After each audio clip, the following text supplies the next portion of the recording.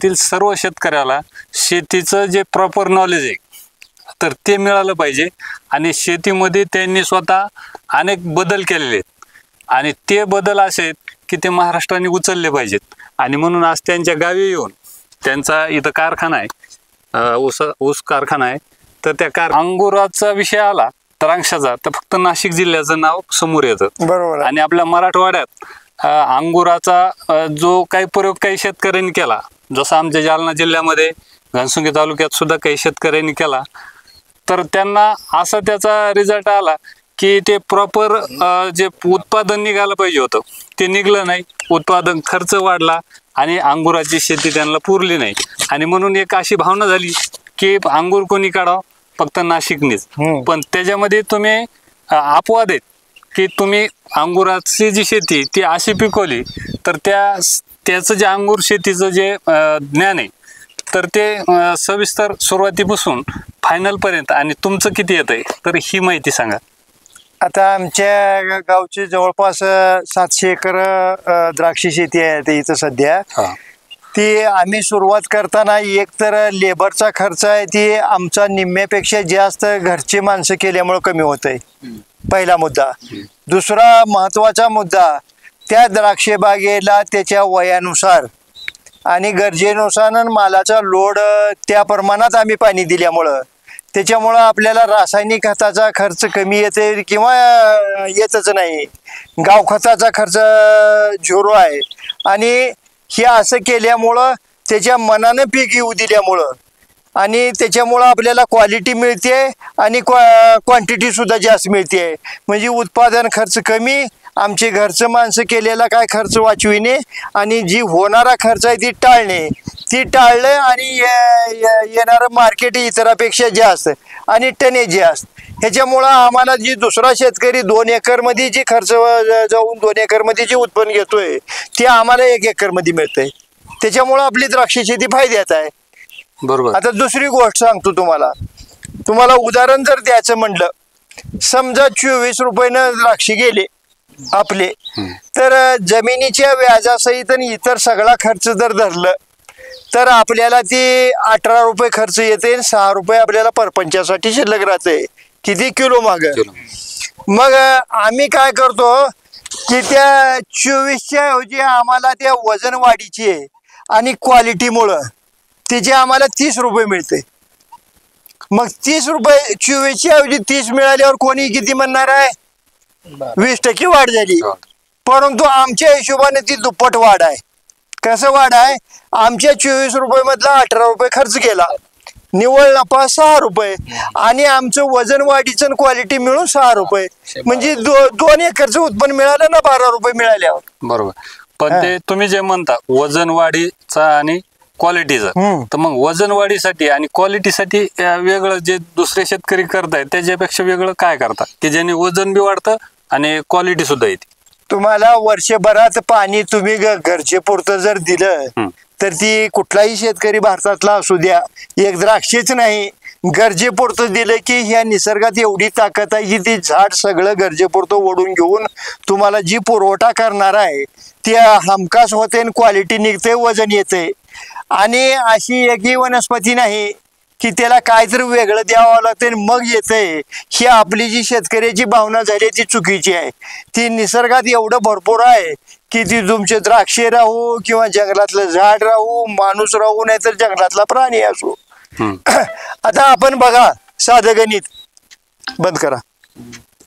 साधं गणित काय, माणूस एक प्राणी आणि माणसाच्या ताब्यात असलेले प्राणी आणि माणसाच्या ताब्यात असलेली पिकं, एवढ्यालाच खत लागतंय आणि एवढ्याला औषध लागतंय. काय कारण याचं? माणसाच्या ताब्यात असलेले माणूस एक, ती प्राणी एक आणि पिकं, एवढ्यालाच रोग आहे आणि एवढ्यालाच खताची गरज आहे. मग बाकी निसर्गाने हे जंगलातल्या झाडाला खत नाही, जंगली प्राण्याला नाही.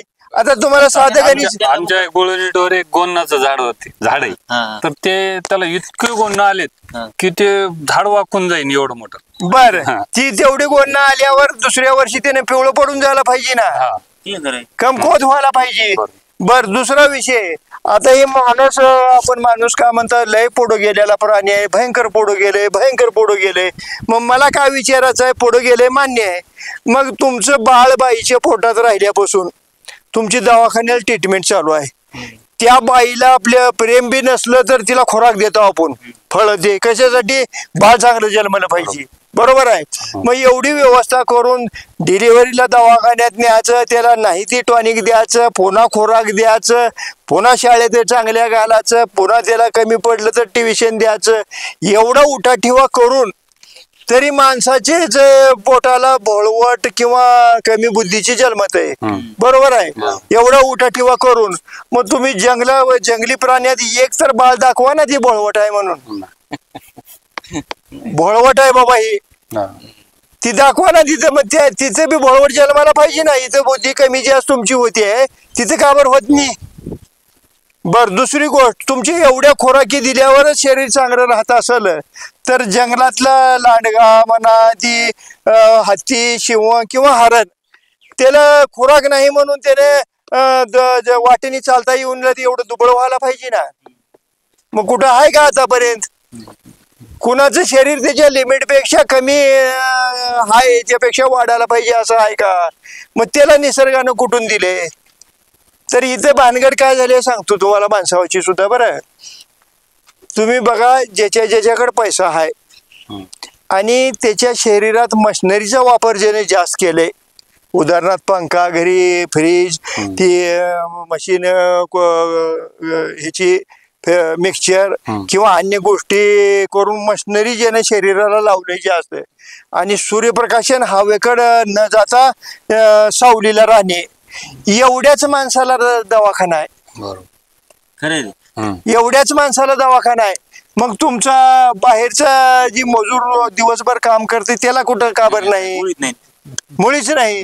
आता तुम्हाला धक्कादायक माहिती सांगतो. आणि एक, ही मेट्रो सिटी सोलापूर शहरापासून जी पुढची आहे ती, किंवा तुमच्या आता जिल्हा जालना येत आहे किंवा बीड पासून पुढची, त्या शहरात काय काय असे कुटुंब आहे की त्याला त्या बाहेर हवा बिन सूर्यप्रकाश माहितच नाही, बरोबर आहे. मग त्याच्यात आता भानगड काय झाली आहे, त्याला रोग येणे, गोळ्या खाणे ही विषय तर झाला बरं. आणि प्राण्याचं तसं जंगली वनस्पती वाढत्या पण शेतातल्या वाढत नाही. त्याचं कारण काय? शेतातल्या कोणत्या वाढत नाही? पिकाचा आपला जे विषय त्याच्या. मग मला काय म्हणायचं, बरोबर आहे तुमचा विचारलेला एकदम महत्वाचा प्रश्न आहे. तुम्ही त्याला योग्य खेळती हवा राहिली पाहिजे, सूर्यप्रकाश मिळाला पाहिजे, असं तुम्ही त्याची पेरणी करा. आणि दुसरी गोष्ट, त्याला खतं एवढे कमी द्या की त्याने निसर्गाकडून वडलं पाहिजे. त्याला खतं तुम्ही आता देऊ नका म्हणलं तर तुमचा विश्वास बसणार नाही. तुम्ही खतं एवढे द्या किंवा भविष्यात तुम्हाला द्यायची गरजच लागणार नाही. तुम्ही खतं एवढी द्या की त्या निसर्गात भरपूर आहे, ती पीक आपोआप जर वाढायला चालू केलं तर ह्या सूर्यप्रकाशात हव्यात एवढी ताकद आहे अन्न द्यायची. मूळ देवाने निर्मिती करतानाच हे सगळंच भरपूर दिलेलं आहे. तुमचं किती असू द्या, खाली कमच पडणार नाही याच्यात हवेतून सूर्यप्रकाशात. आता तुम्ही एवढं पुढे गेले म्हणता, घरात घट बसविल्यावर ती का वाढत नाही, पिवळा पडतंय दसऱ्याच्या टायमाला. मग विना सूर्यप्रकाशाचं माणूस चांगला, विना सूर्यप्रकाशाचं माणूस जर चांगलं राहत असेल, बरं, चांगलं राहण्यासाठी सूर्यप्रकाशात जात नाही ना. मग हे चांगलं राहत असेल तर घरी बी पिकं यायला पाहिजे ना. नाही येत ते, पिवळे पडते. आणि काय हे निसर्गानं जे, आता मला काय म्हणायचं आहे, पिकं आपले ह्याचे माणूस पाळणारे प्राणी आणि माणूस, आपण चांगलं दिसण्यासाठी म्हणजे शरीर सोडून जी बाहेरल्या वस्तू आहे त्या, आता तुम्ही घड्याळ गाठलो, ही कपडे गाठलो, तुम्ही गाठलो, मी ही कपडे गाठलो, कटणी करतो आपण, ही कुणाचं तर बघून केला, बरोबर, आपल्याला काय माहित आहे. मग कुणाचं बघून करताव तर हिरो हिरोन्या मोठे पुढारी जी श्रीमंत लोक आहे ते त्याचं बघून अनुकरण करताव. आता कठीने का बर करू ती युवा पिढी क्रिकेटरच्या लोकांचं बघून केलते. केसाला कठीण कशी बी केलं तर त्याच्या शरीराला फायदा काय? पूर्ण केस काढलं काय आणि कुठं कट केलं का त्याच्या शरीराला काय फायदा आहे? ऐका तर, मग त्याचं बघून करताव, बरोबर आहे. मग दुसरा विषय शरीराचा आला. मग शरीर चांगलं राहण्यासाठी कुणाचं अनुकरण करावं? चांगलं दिसण्यासाठी हिरो लोकांचं, पुढाऱ्याचं, श्रीमंत व्यक्तीचं करताव. मग शरीर चांगलं राहण्यासाठी कुणाचं अनुकरण करावं? मग माणूस तर मिळत नाही, बरोबर आहे. मग तुम्ही कुणाचं अनुकरण केलं पाहिजे? जंगली प्राण्याचं करायचं. का बरं करायचं? जन्मल्यापासून मग त्याला मरेपर्यंत गोळी नाही, मग आपल्याला बी जन्मल्यापासून मरेपर्यंत विना गोळीचं जगाचं आहे, बरोबर आहे. मग कधी तुम्हाला त्या जंगली प्राण्याचं दिसना झाले, म्हातारा झाले, चष्मा लावावं लागले हाय का?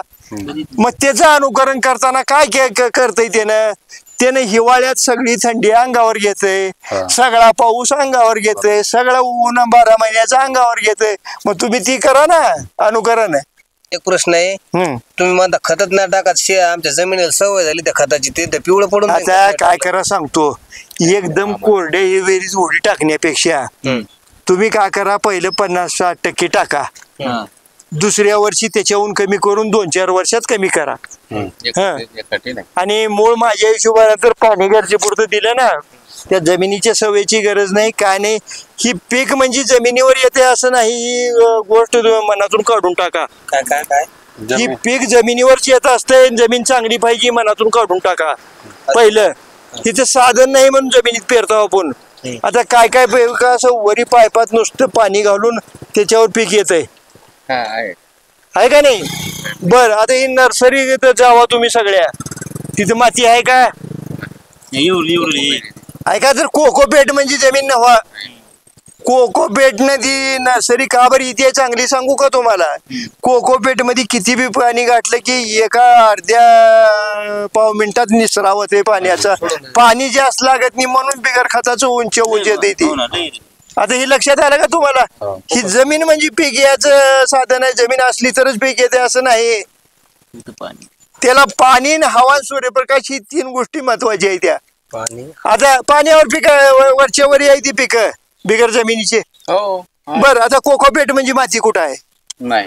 हा नाही, मग त्याच्यात का बरं नर्सरी यावं? ती बी पिकच आहे ना. आलं का लक्षात तुमच्या?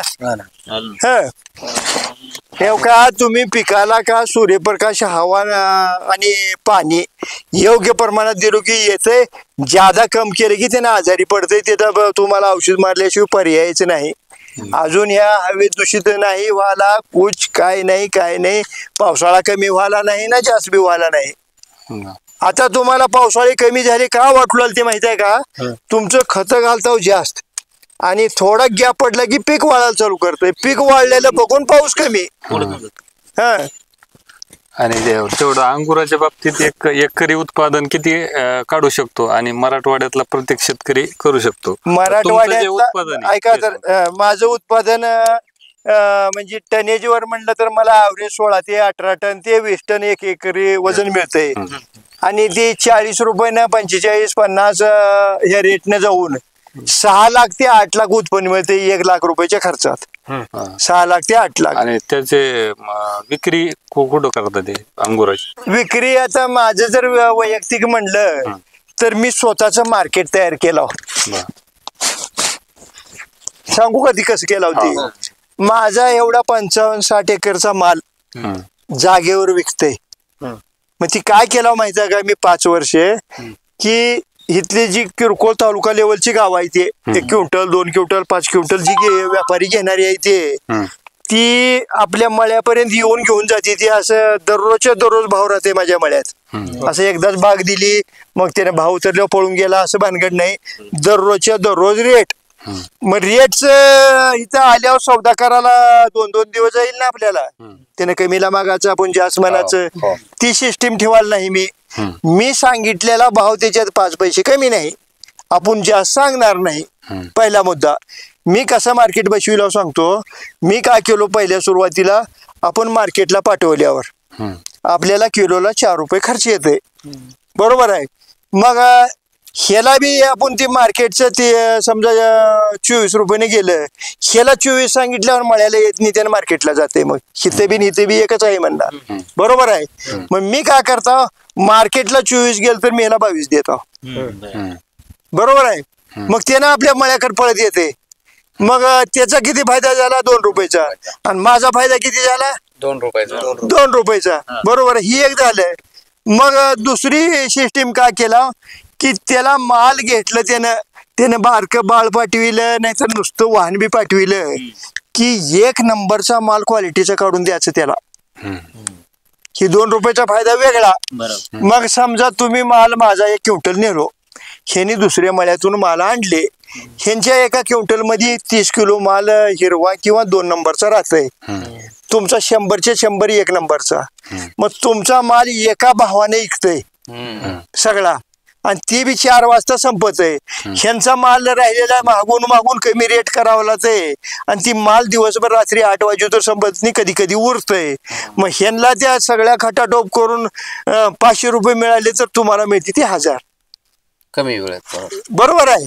मग त्यानं एकाही मळ्याकऱ्याकडे न जाता माझ्या इथं दरवाज्यात उभारतं येऊन. ही एक भावाचं 2 नंबर क्वालिटी. 3रा नंबर, त्याला वजन असं द्यायचं की 10 किलोचं आपले पॅकिंग असतंय, मी 10.5 किलोचं वजन देतो, त्याला अर्धा किलोचा फायदा होतोय. बरोबर आहे. किती झाली टप्पे? 3. 4था टप्पा, ही भावाची घासाघीस होऊ नये म्हणून 4था टप्पा का केला माहिती आहे का? आज रोजीला तुम्ही चौघांनी माझा माल 1 क्विंटल 2 क्विंटल नेलो, आज तुम्हाला किती 24 दिलो मी माल, आणि माझा माल ते शेवटी शिल्लक राहते, ती थोडा बहुत मार्केटला पाठवतो, आणि मला ती मार्केटला पाठवल्यावर खर्च जाऊन 20च उरले. बरं, तुमच्याकडून किती घेतला? 22. बरोबर आहे. मग मी काय करणार, मग ही सौदा करताना आपण मनाचं एक त्याने कमी मागाचे विषय का बरं ठेवलं ना, की त्याला बोलवायचं पहिल्या सुरला आल्या सकाळी, गड्यानं काल किती दिलाय तू? 22 रुपये. मग माझ्या मार्केटमध्ये 20 रुपयाने गेलाय. हे बघ, तुझे 2 रुपये उरलेले क्विंटलला, तुझी किती क्विंटल माल नेलाय? 1 क्विंटल. हे 200 रुपये तुझी माघारी, ही तुझी माघारी, हे रिटर्न सकाळी द्यायचं ना, पुन्हा उद्याचा भाव काढून चालू. मग मी जास्त ज्या दिवशी सांगितलो, मी कधी सांगतो? मार्केट वाढल्यावर सांगतो. बरोबर आहे. मग मार्केट त्यांनी काय म्हणते ते, अरे काल माल खिशातले पैसे गाठलेला माघारी दिलाय, आज विनाकारण जास्त कशाला सांगतोय? मग ती घासाघीस नाही का नाही, सकाळी आलं एवढा सौदा म्हणलं की चालू झालं, काटानं पैसे चालू झाले, ह्याची वाचून जास्त येते ती. आता ह्याच्या उलट तुम्ही कुठल्या तुमच्या भागाकडे राहू द्या, नाहीतर अख्ख्या भारतात राहू द्या, ती शेतकरी कोंबडी एकाची बाई राहू, अंडे एकाची बाई राहू, नाहीतर मालविकाचा शेतकरी राहू द्या, त्यानं मार्केटला माल पाठवल्यावर कसं बी जाईल तसं मुकाट्या पैसे घेऊन येते, आणि त्याच्या घराकडे व्यापारी गेला की मार्केट पेक्षा जास्त सांगून बसते.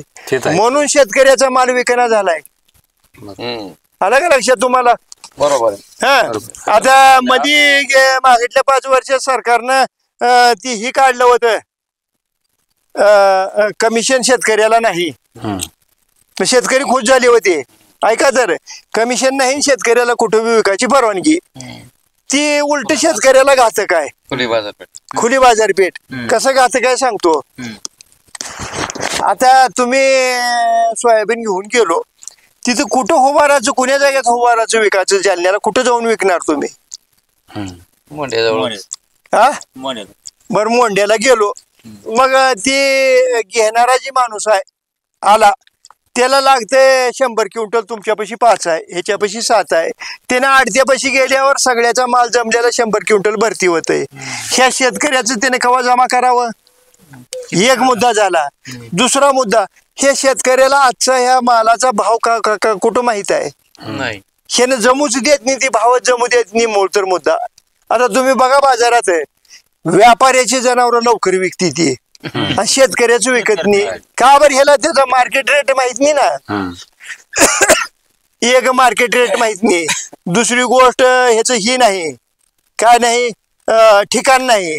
तिसरी गोष्ट, त्यानं त्या व्यापाऱ्यानं म्हणलं काय हरकत नाही, तुझा माझा भाव ठरला, दे चाळणी करून म्हणल्यावर देत नाही. मग चाळण्या घेऊन जावं लागेल शेतकऱ्यानं. शक्य आहे का गोष्टी? बर, ती चाळणी केल्यावर दी काटा करून म्हणल्यावर काटा बी न्यावा लागेल क्विंटलचा. म्हणजे शेतकऱ्याला शक्य काय उठून पोसडीचे सांगू लागल ती असलं कोल्ही बाजारपेठ करा, स्वतः तुमचं तुम्ही विका, शक्य नाही. ही झालं. शेतकऱ्याला कमिशन बंद करून व्यापाऱ्याकडून कमिशन घ्यायचं केले आडतीवाल्याला. ती व्यापारी काही अडचवाय काय, शेतकऱ्याला कमिशन द्यायचं नाही, कमिशन बी देऊन बी रेट देते काय, त्यानं तुमचं कमिशन किती आहे तेवढं वजा करून भाव घेते. बरोबर आहे का? बरोबर. म्हणजे कुठं उगं रिकामं काहीतरी समाधान करायचं आणि काहीतरी उगं आलं का लक्षात तुमच्या? हा बरं, आणि काय विचारायचं आहे सांगा कोणतं? म्हणजे मला काय म्हणायचं आहे, झरांगी पाटलांनी हे विषय उचलले आणि सरकारला भाग पाडले. सरकारने एवढं शेतकऱ्याला सांगू लागल्यावर काय गावातले 10 शेतकरी ऐकतील सुरुवातीला, कुठली 20 ऐकतील. खर्च कमी कर रे बाबा म्हणल्यावर कशाला अंगावर का आंदोलन करणार ती? खर्च कमी का बरं सांगितलंय म्हणून म्हणजे 1-2 वर्षात सगळं भारतात लेवल लागेल का नाही? हा मी जे इथं आम्ही आलो, तुम्ही माहिती सांगितली, त्या माहितीत विशेष करून आपलं म्हणजे उत्पादन खर्च कमी करायचा, मजुराचा खर्च कमी करून उत्पादन वाढवून शेतकरी कसा नफ्यात येईल हे सविस्तर तुम्ही सांगितलं. तर शासनाचं जे धोरण आहे ते योजना राबविणं किंवा शेतकऱ्याला मदत करणं, तर शासनाने काय केलं पाहिजे शेतकऱ्यासाठी? शासनाने शेतकऱ्याला काय केलं पाहिजे की एका पिकासाठी जन्मल्यापासून ती निघेपर्यंत किती पाणी लागतंय ह्याचं पहिलं काढलं पाहिजे. ऊसाला किती लागतंय, गव्हाला किती लागतंय, प्रत्येक पिकाला बरं. मग काढलं, समजा एका पिकाला 100 लिटर लागतंय, काढल्यावर 100 लिटर सांगून फायदा नाही. 100 लिटर पीक त्याच्या आयुष्यात कसं कसं दिलं पाहिजे शेतकऱ्याला सांगितलं पाहिजे. म्हणजे पहिल्या आता 6 महिन्याचं पीक आहे, पहिल्या महिन्यात किती पाणी द्यावं, दुसऱ्या महिन्यात किती द्यावं, त्याच्यात 5-10% तुम्ही कमी करा. कोणचं करा? तुमची जमीन, तिथलं वातावरण बघून. हिवाळ्यात पीक घेतल्यावर त्या मोसमात किती पाणी द्यावं ह्याचं कोष्ट काढून सरकारनं द्यावं.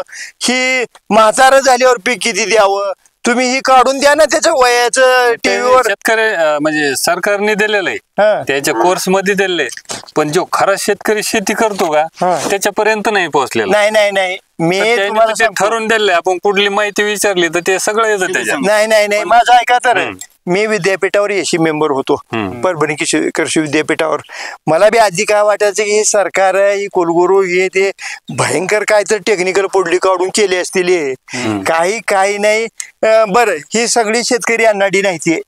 काय शेतकऱ्याला कळायला असतं नाही एका पिकाला आयुष्यात किती पाणी लागते? तुम्हाला माहिती आहे का सगळे चौकाला? नाही. मग का बरं पोहोचले तुमच्यापर्यंत? बर, त्याच्याकडे कोष्टक हाय माहित आहे. मग माहित आहे तरी एका पिकाला जीवनात एवढं पाणी लागते, ती ह्या टप्प्याने द्यावं ते मग सांग ना. बर, एका ऊसाला 1 एकरला 100 घागरी पाणी लागते. मग एक दिवशी आपण 100 घागरी टाकल्यावर येईल का? मग ती कसं द्यायचं सांग ना. एक झालं ती टप्पा. दुसरा टप्पा ही मजूर कमी व्हायची कारण आणि शेतीतलं उत्पन्न न पुरण्याची कारण, खर्च बी विनाकारण, मजूर ह्या गोष्टीने मिळाला म्हणून तुम्ही ह्या मकरंद अनासपुरे केला किंवा याला ऍडव्हर्टाईज करून अर्ध्या तासाची सांगा ना. तिथे एक कुटुंब दाखवा ना तुम्ही. ती त्यानं कार्यक्रम लहान केल्यावर कसं सुखी होते, तिकडे कार्यक्रम केल्यावर कशी दुर्दशा होते, असं पटवा ना तुम्ही. आता तुम्हाला माहिती होतं का या कार्यक्रमामुळे मजूर मिळाला म्हणून? त्याचा विचार नव्हता केला. ऐका सर, मग सगळ्या शेतकऱ्याचं असंच राहतंय ना. तुम्ही सगळ्या शेतकऱ्याला ह्या कार्यक्रमामुळे तुम्हाला मिळायला तयार नाही. ते तुम्ही फक्त लग्न लावायचा कार्यक्रम 5-25 माणसाचा करा, बाकीचं चोळ्याचा नको, तुझा वाढदिवस नको, तुझी इतर बारसं नको ना, काय गरज नाही. त्याच्यामुळे बाकीची इंडस्ट्री बोंबलं त्यांना असं म्हणल्या म्हणून ते काही अहो का कुणाचं तर भलं करताना कुणाचं तर नुकसान होतं. उगे इंडस्ट्रीवाले बदलतील म्हणल्यावर का ती एक सांगणं. दुसरी गोष्ट, पिकाला रोग येण्यासाठी तुमचं जी जीवनातली स्पीड जी झाली ती कमी करा.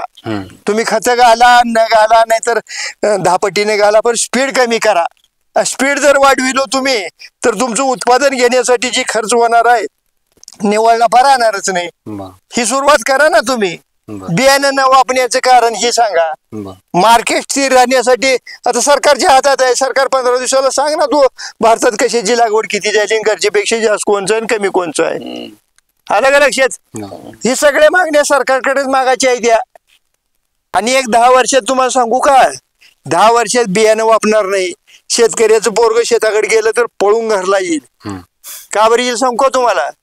त्याला त्याचं उत्पन्न जे आता 1 एकरात 30,000 काढणार आहे त्यानं, त्याला ते पाणी बी मिळेना शेतात. बरोबर आहे. मजूर काम करेना, त्या उत्पन्न एवढा औषधाचा खर्च झाल्यावर शेती कसं करेल त्यानं?